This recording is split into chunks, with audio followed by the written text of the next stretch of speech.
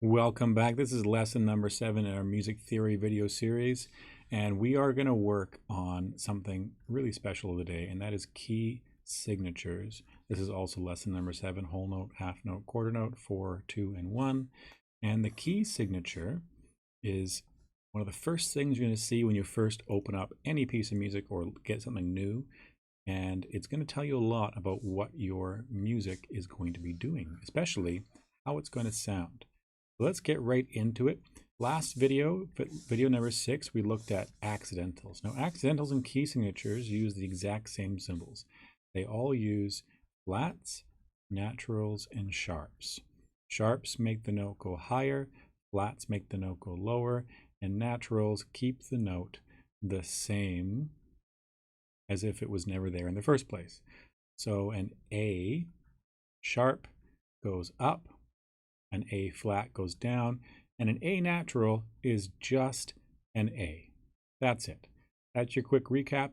If you want anything more, you can go back to video number 6 on accidentals. So here we go. Let's say you open up your music and you have your bar, your staff. Actually, I got to reverse that. Your staff, and you don't know what these symbols are meaning at the very beginning. You already know what this is, or maybe a bass clef if you're playing a bass instrument.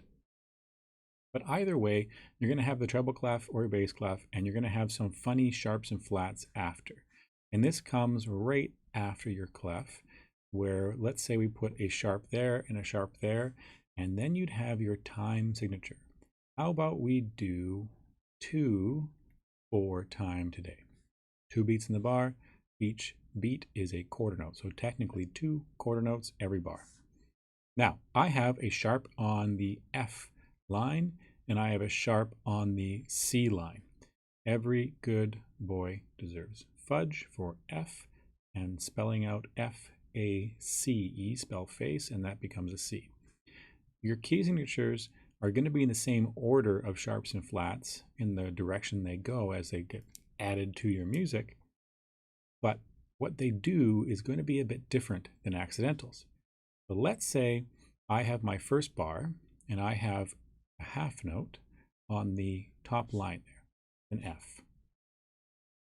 So now this F in the next bar as well, this F is not really an F anymore. And the reason being is because the key signature at the very front of your music is telling you that this F is now sharp, and it tells you this for every single F, whether it's up here, whether it's down here, or whether it's way off in the distance on some crazy ledger line, which we haven't even talked about yet in these videos. So now these Fs become F sharp, and the reason being is the key signature is on that line, which means every single F is going to be sharp. This is one of the differences, because if I had an accidental here, that means that this F is sharp, but this F is not. It's not on the same line. That's one difference between the accidentals and the key signature. Let's say we have a C as well. We put a C in here. We make this a bit longer. That C is also sharp because there's a sharp on the C line here. So the same rules apply. It also means that any other C, whether it's above and below, is also sharp. Now here's the second difference between key signatures and accidentals. If this wasn't here, imagine this F sharp was not there, and I put this sharp here instead. Yes, that is an F sharp. But the moment I hit that bar line, it resets. So this is now just an F, or you could say F natural to make it safe and to remind you that it's just an F, but we're going to stick with just an F because it's the same thing. Key signatures don't follow that rule. If I removed, let me try to go back here a whole bunch. If I remove that sharp here, this F is also going to be sharp. The reason being is that key signatures don't reset. Because they're at the very beginning of every single line, they stick through all the way through the bar line. Bar lines do not reset key signatures. Let me do this all over again, and this time in bass clef.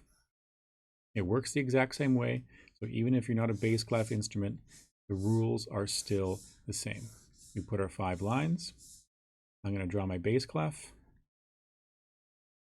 And then I'm going to put flats this time.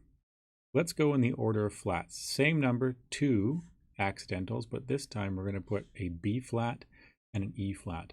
This is a very common key signature when you're starting to play an instrument. And let's go 3, which we actually haven't seen yet. 3/4 time, which is 3 beats in a bar and 3 quarter notes get the beat. So each quarter note is the beat. We're going to put a quarter note on an E in the bass clef. And because this flat is here in the key signature, now every single E, whether it's before or after a bar line, is now going to be flat. So this is an E flat, this is also an E flat, and this is also an E flat. Let's say I go even lower for the low instruments and I put an E down here below the bass clef. This is also an E, and because the key signature has a flat on the E space, it also applies to every single E that you play, which means this is also an E flat. Now the one last step before I end today, and I know there's so much more I can talk about, but I want to keep it as simple as possible. You can add accidentals and they will cancel things out like key signatures, but they will only cancel out for that one bar. Let me try to fit this all in here. If I put, let's say, a natural right here, this is why we use naturals. Now I have E flat, E flat. This natural says this E is not flat anymore. It's going to be a natural. Let me put a natural here. And this is just to remind you, because I could just leave it open with an E and no symbol. But because I have these extra flats, I want to remind you, and this will happen in your music as well, I'm going to remind you that this E is actually natural. This E is not natural yet, because this only applies to this space. It does not apply to any other E, and that's that's the second big difference that I mentioned earlier about accidentals. I hope this is starting to make sense. There's a lot more complication as we go forward. You're totally allowed to go back and review these videos, and you can always ask your teacher if you have a teacher to help you out. Let's put one E right here just to make it all fit together. Now, because this natural applies to this E, because of the bar line, gets reset and becomes flat again.